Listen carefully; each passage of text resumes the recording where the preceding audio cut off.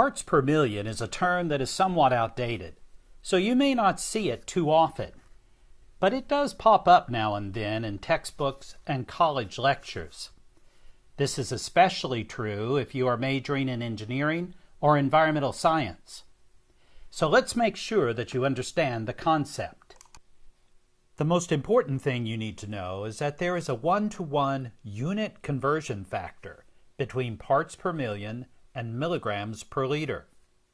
In other words, milligrams per liter is basically the same thing as parts per million. So if you have 1 milligram per liter, it's the same as 1 part per million.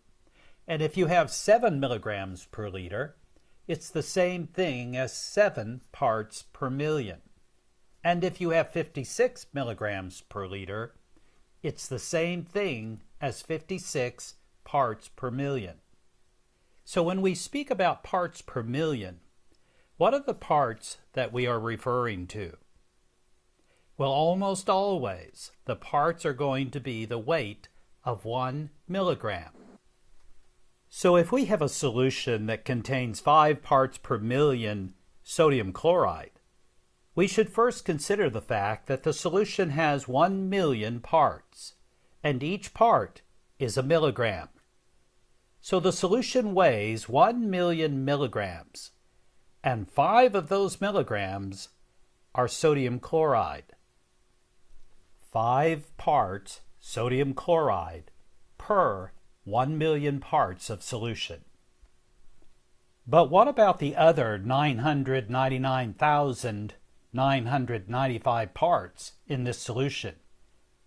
Well, we know that the parts will be milligrams, and almost always the substance will be water.